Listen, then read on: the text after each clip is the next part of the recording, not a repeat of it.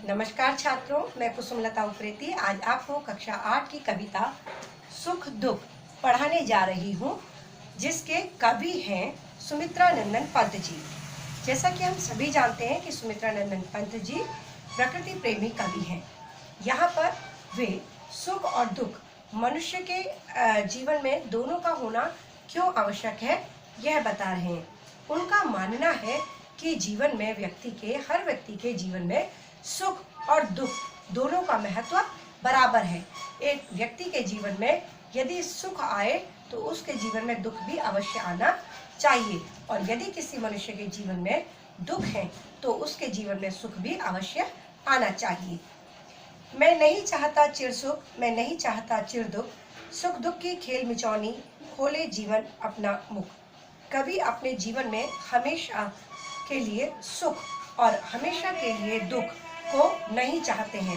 वे नहीं चाहते कि उनके जीवन में हमेशा सुख ही सुख बना रहे, और वे ऐसा भी नहीं चाहते कि उनके जीवन में हमेशा के लिए दुख ही दुख बना रहे, क्योंकि कवि का ये मानना है कि यदि उनके जीवन में सुख और दुख निरंतर आते और जाते रहेंगे तो उन्हें सुख में सुख का आभास हो सकेगा और दुख में दुख का भी आभास हो सकेगा।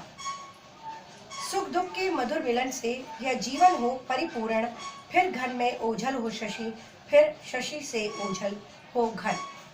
यहाँ पर कवि सुमित्रा नंदन पंत जी का मानना है कि जो सुख और दुख है उसके मधुर मिलन से ही हमारा ये जो जीवन है वो परिपूर्ण होता है।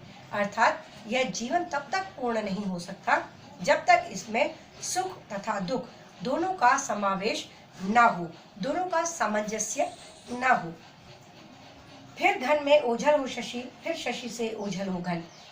आगे कवि कहते हैं कि ये सुख और दुख जीवन में इस प्रकार से हैं जिस प्रकार से किसी शशि अर्थात चंद्रमा का ओझल हो जाना घन अर्थात बादल के बीच में, और फिर शशि से ओझल हो घन, और फिर शशि से घन ही यानी बादल ही अलग हो जाते हैं, ओझल हो जाते हैं।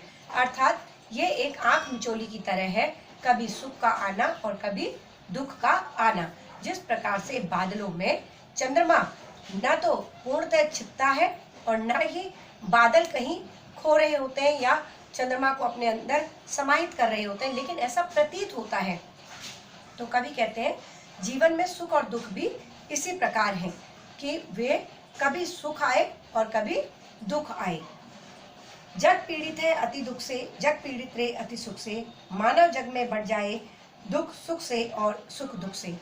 आगे सुमित्रा नंदन पंत जी कहते हैं कि ये जो संसार है ये अति सुख जिसे मिला हुआ है वह है अति सुख से भी बहुत परेशान है, और जिन्हें अति दुख मिला हुआ है वे अपने अति दुख से बहुत परेशान हैं, क्योंकि जीवन में दोनों का ही समान मात्रा में होना आवश्यक है। अधिक सुख से भी व्यक्ति दुखी हो जाता है। मानव जग में बढ़ जाए, आगे वे ये आशा करते हैं कि ये जो संसार है, ये जो जगत है, इसमें जो सुख है वह दुखी व्यक्ति के साथ बढ़ जाए, और जो दुखी है उसके पास सुख आ जाए, और जो सुखी व्यक्ति है उसके पास थोड़ा सा दुख चला जाए, जिससे कि दोनों को जीवन में सुख और दुख का महत्व पता लग सके। अविरत दुख है उत्पीड़न, अविरत सुख भी उत्पीड़न। कवि आगे कह रहे हैं कि जो अगर किसी व्यक्ति के जीवन में सुख में ही ठहराव आ गया तो यह भी एक उत्पीड़ना है, यह भी एक पीड़ा है, और अविरत सुख भी उत्पीड़न। और यदि मनुष्य के जीवन में सुख पर ही ठहराव आ जाए, दुख आए ही ना, तो यह भी एक बहुत बड़ी पीड़ा है। दुख सुख की निशा दिवा में, सोता जगता जग जीवन।